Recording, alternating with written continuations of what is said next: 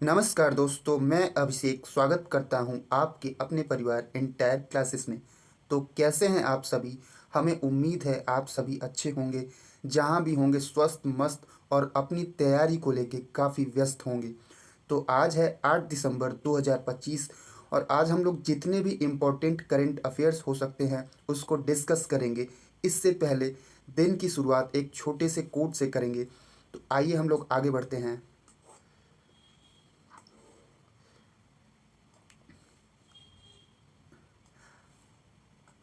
हारने का डर ना हो तो जीतने के कई रास्ते मिल जाते हैं। यानी आप बिना डर के अपने लक्ष्य को यदि प्राप्त करने के लिए काम करते हैं तो आपके सफल होने की संभावना जो है वो और बढ़ जाती है। तो आप लोग बिना डरे अपने मंजिल को प्राप्त करने की ओर अग्रसर होते रहिए। आपको सफलता एक न एक दिन अवश्य मिलेगी।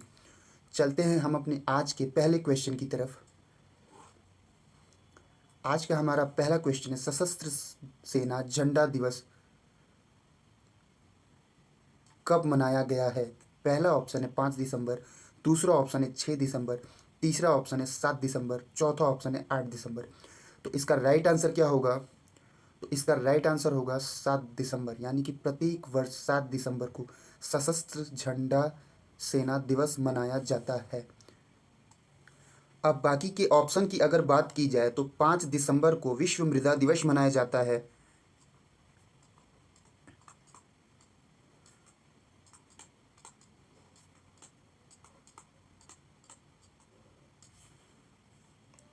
6 दिसंबर को डॉक्टर भीमराव अंबेडकर का जो महापरिनिर्वाण दिवस मनाया जाता है। महापरिनिर्वाण दिवस।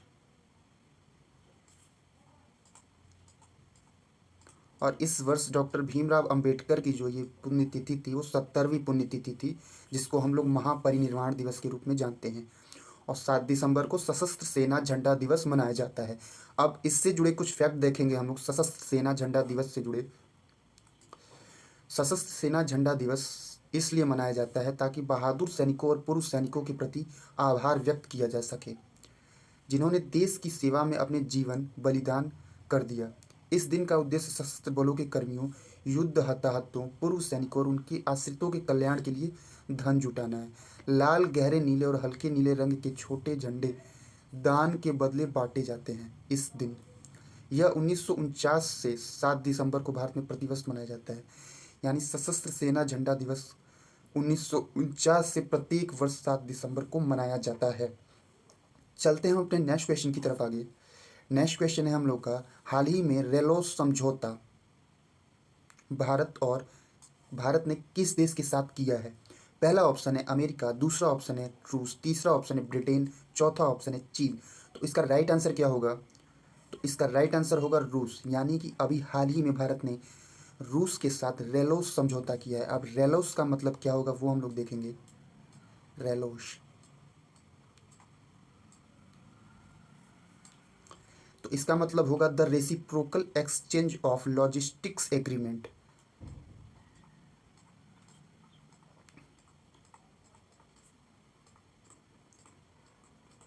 The reciprocal exchange of logistics agreement. ठीक है, अब इससे जुड़े रिलॉस समझौते से जुड़े कुछ फैक्ट होंगे हम लोग देखेंगे।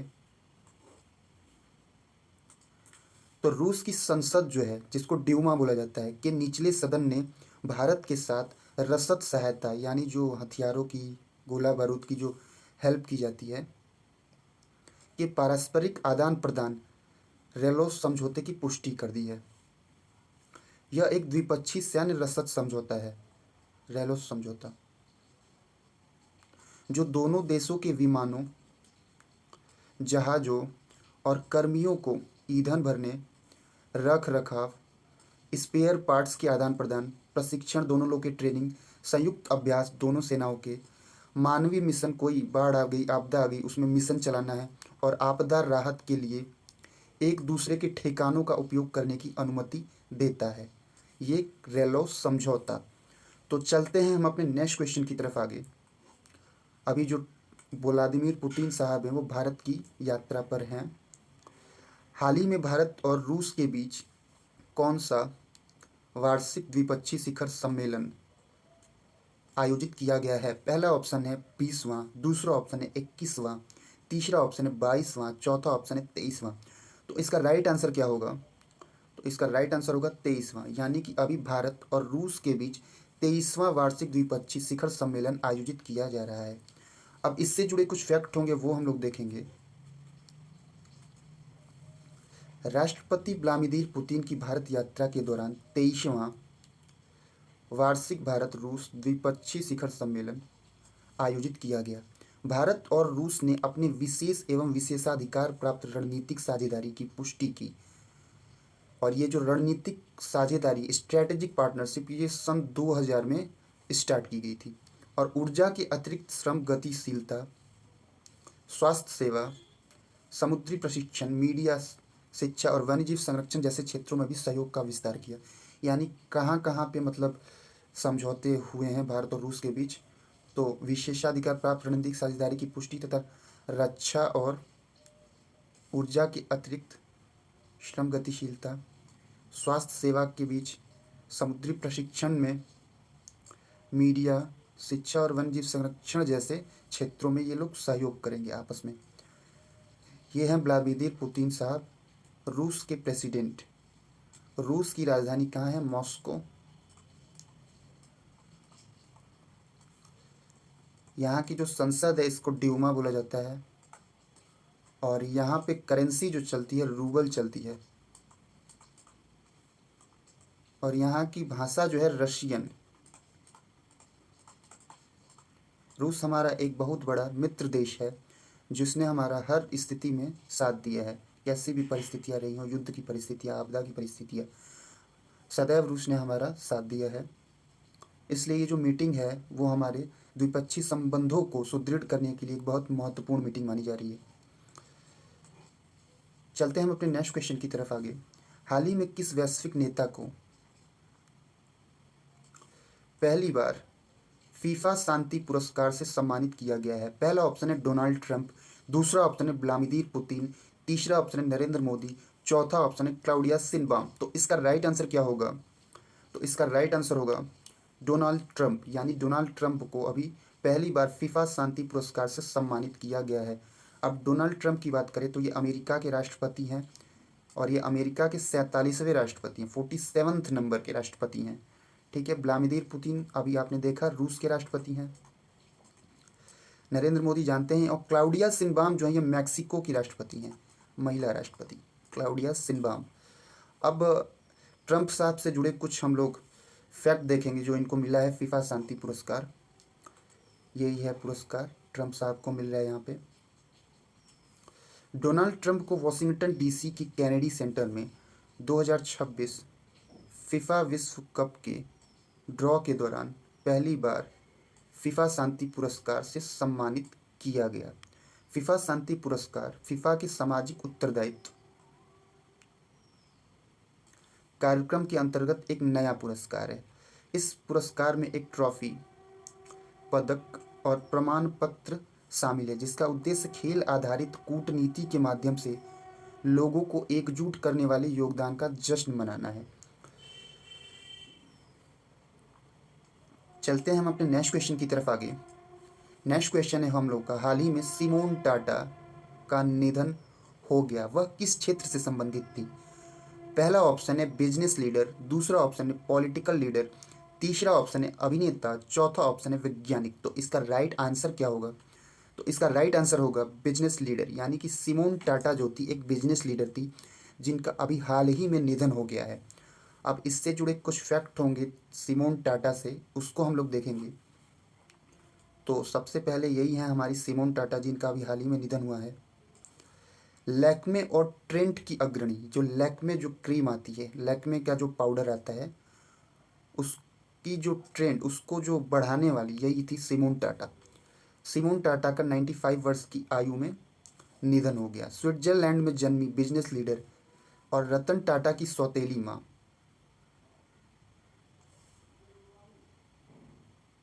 सिमोन टाटा का 95 वर्ष की आयु में मुंबई में निधन हो गया। वह अगस्त 2025 में पार्किंसंस रोग से जुड़ी जटिलताओं से जूझ रही थी। उनको कौन सी बीमारी थी? पार्किंसंस रोग था। जिनेवा में जन्मी वह पहली बार 1953 में भारत आई। 1955 में नवल टाटा से शादी की और मुंबई में बस गई।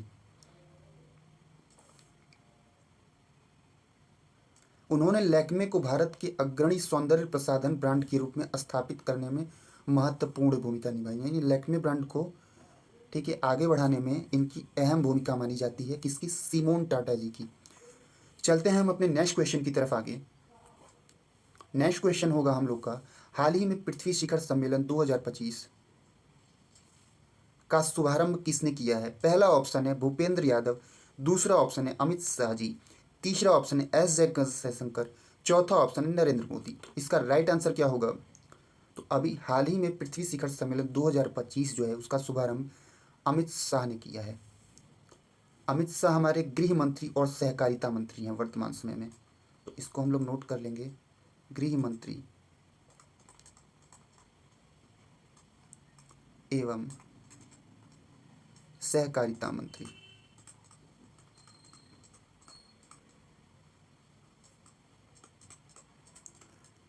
और ये गांधीनगर से सांसद हैं। कौन?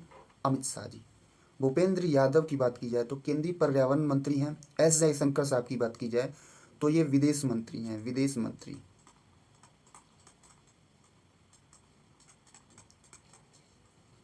भूपेंद्र यादव पर्यावरण मंत्री, पर्यावरण एवं जलवायु परिवर्तन मंत्रालय इनके पास है, भूपेंद्र यादव के पास। नरेंद्र मोदी तो आप जानते ही होंगे हमारे देश के प्रधानमंत्री हैं। अब इससे जुड़े कुछ फैक्ट होंगे पृथ्वी शिखर सम्मेलन 2025 से, वो हम लोग देखेंगे। अमित शाह ने पृथ्वी शिखर सम्मेलन 2025 और सहकार सारथी सुधारों का शुभारंभ किया। केंद्रीय गृह एवं सहकारिता मंत्री अमित शाह ने गुजरात के गांधीनगर में अर्थ शिखर सम्मेलन 2025 का उद्घाटन किया। शिखर सम्मेलन का दूसरा संस्करण कृषि, पशुपालन, सहकारिता और संबद्ध ग्रामीण क्षेत्रों में नीतिगत संवाद पर केंद्रित है। यानी ये दूसरा संस्करण है इसका, कृषि पे, पशुपालन पे और सहकारिता और संबद्ध ग्रामीण क्षेत्रों में नीतिगत संवाद पर केंद्रित होगा, ये दूसरा संस्करण। शाह ने सरकार सारथी पहल के तहत 13 से अधिक डिजिटल सेवाओं का भी शुभारंभ किया इस मौके पर। चलते हैं हम अपने नेक्स्ट क्वेश्चन की तरफ आगे। नेक्स्ट क्वेश्चन है हम लोग का, हाल ही में वार्नर ब्रदर्स डिस्कवरी का अधिग्रहण किसने किया? पहला ऑप्शन है जियो, दूसरा ऑप्शन है एयरटेल, तीसरा ऑप्शन है नेटफ्लिक्स, चौथा ऑप्शन है सोनी। तो इसका राइट आंसर क्या होगा? तो इसका राइट आंसर होगा नेटफ्लिक्स। यानी कि अभी हाल ही में नेटफ्लिक्स ने वार्नर ब्रदर्स डिस्कवरी जो है उसका अधिग्रहण किया है। अब नेटफ्लिक्स के बारे में हम लोग थोड़ा सा जानेंगे कि जो नेटफ्लिक्स है ये यूएसए की कंपनी है और इसका हेडक्वार्टर जो है कैलिफोर्निया में है।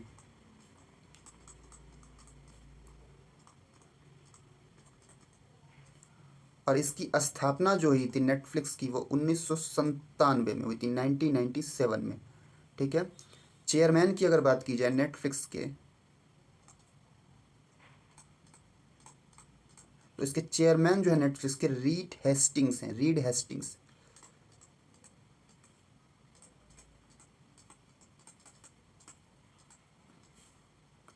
चलते हैं अब इससे जुड़े कुछ फैक्ट हम लोग देखेंगे। वार्नर ब्रदर्स डिस्कवरी का जो अधिग्रहण हुआ है, नेटफ्लिक्स ने वार्नर ब्रदर्स डिस्कवरी के टीवी और फिल्म स्टूडियो, जिसमें Harry Potter, game of thrones और डीसी कॉमिक्स जैसे प्रतिष्ठित आईपी शामिल हैं, का $72 बिलियन में, कितने पैसे में? $72 बिलियन में अधिग्रहण करने की घोषणा की है। किसका किसका? वार्नर ब्रदर्स के film studio, Harry Potter, game of thrones और डीसी कॉमिक्स का इसने अधिग्रहण किया है $72 बिलियन में, जो मनोरंजन के इतिहास के सबसे बड़े सौदों में से एक है। यह नेटफ्लिक्स का अब तक का सबसे महत्वपूर्ण अधिग्रहण है, जिसने इसे एक कंटेंट वितरक से एक स्टूडियो पावर हाउस में बदल दिया है। किसको? नेटफ्लिक्स को। चलते हैं हम अपने नेक्स्ट क्वेश्चन की तरफ आगे। नेक्स्ट क्वेश्चन होगा हम लोग का, हाल ही में 20वें यूनेस्को ICH सत्र की मेजबानी 8 से 13 दिसंबर तक कौन करेगा? पहला ऑप्शन है भारत, दूसरा ऑप्शन है अमेरिका, तीसरा ऑप्शन है फ्रांस और चौथा ऑप्शन है चीन। तो इसका राइट आंसर क्या होगा? तो इसका राइट आंसर होगा भारत, यानी कि भारत जो है वो 20वें यूनेस्को ICH सत्र की मेजबानी करेगा। अब यूनेस्को के बारे में थोड़ा सा हम लोग जानेंगे। यूनेस्को, तो यूनेस्को का फुल फॉर्म होगा United Nation Education Scientific and Cultural Organization. United Nation education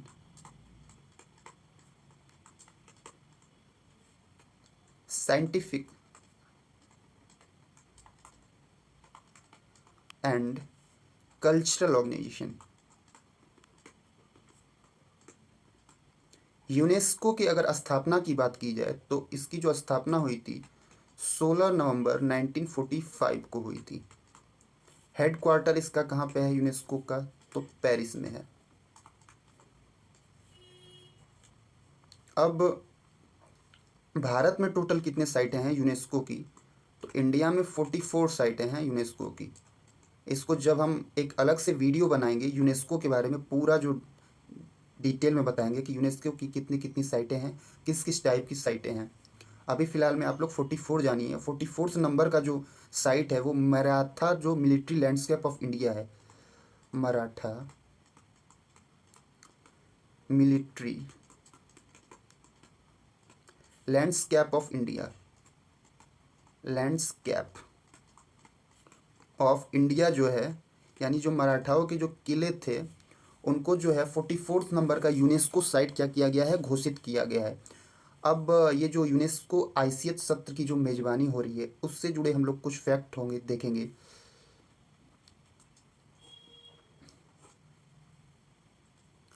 Bharat 8 से 13 दिसंबर 2025 तक लाल किले में, नई दिल्ली में अमूर्त सांस्कृतिक विरासत की सुरक्षा हेतु अंतर सरकारी समिति ICH के 20वें सत्र की मेजबानी करेगा। क्यों मेजबानी करेगा? ताकि अमूर्त जो सांस्कृतिक विरासत हैं उसकी सुरक्षा की जा सके।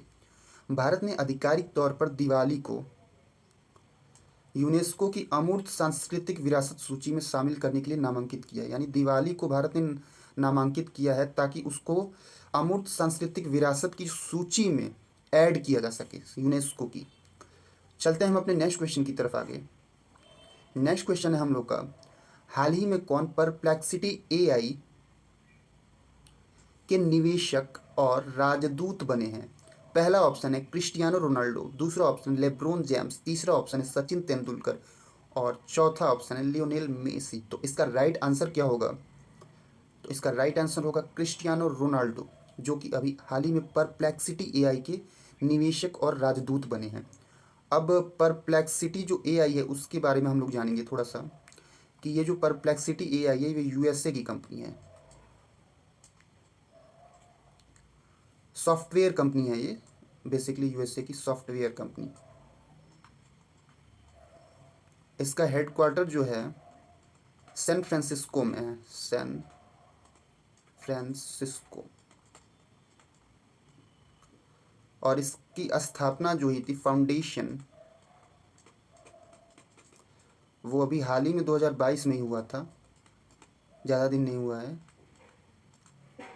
इसके CEO जो हैं वो अरविंद श्रीनिवास जी हैं।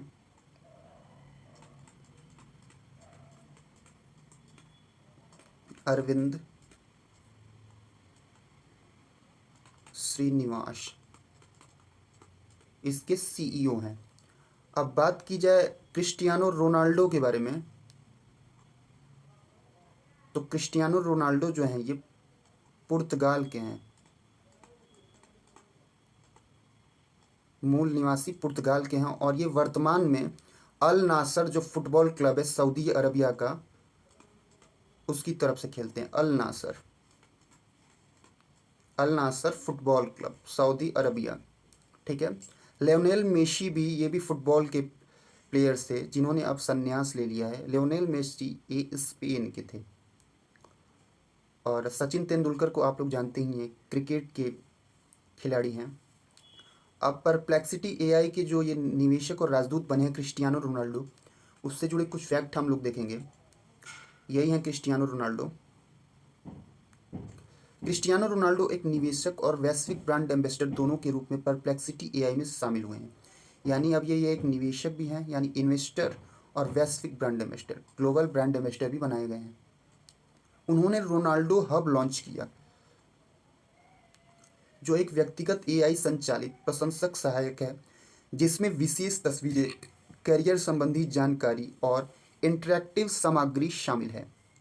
परप्लेक्सिटी एक अगली पीढ़ी का एआई सर्च और सहायक प्लेटफॉर्म है जो गूगल जेमिनी और चैट जीपीटी जैसे प्रमुख खिलाड़ियों के साथ प्रतिस्पर्धा करता है। यानी क्या है, ये एक सर्च और सहायक प्लेटफॉर्म है। इस पर आप कुछ भी सर्च कर सकते हैं परप्लेक्सिटी एआई पे, ठीक है। सर्च इंजन के तौर पे ये काम करता है परप्लेक्सिटी एआई। चलते हैं हम अपने नेक्स्ट क्वेश्चन की तरफ आगे।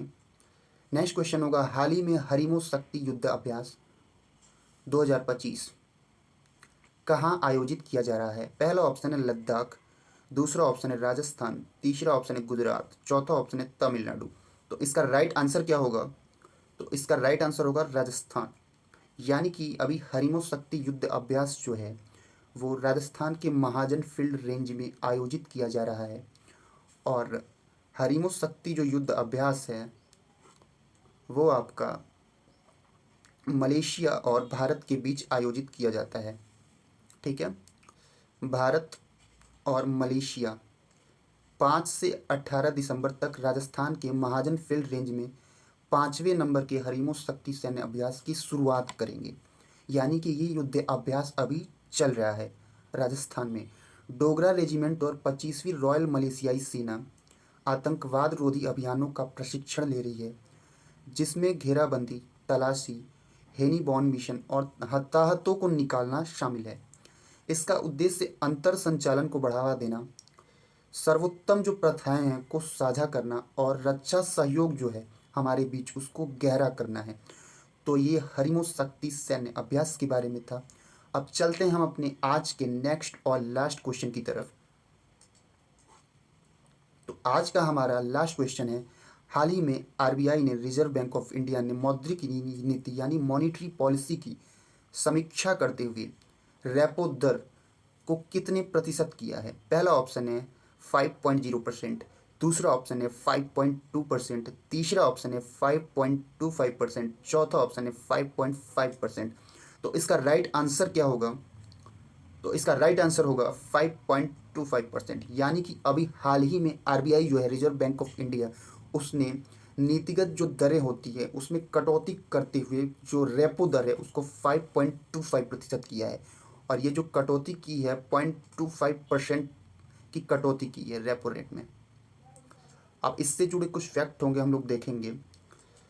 जो मॉनिटरी पॉलिसी होती है, मौद्रिक नीति की समीक्षा, ये आरबीआई हर 2 महीने के बाद करता है।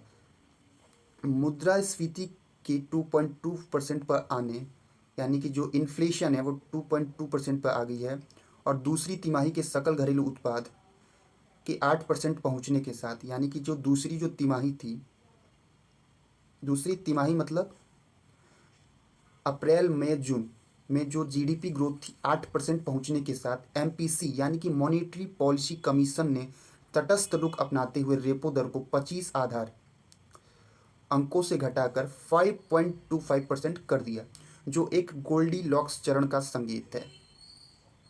आरबीआई ने वित्त वर्ष 2026 के लिए जीडीपी 7.3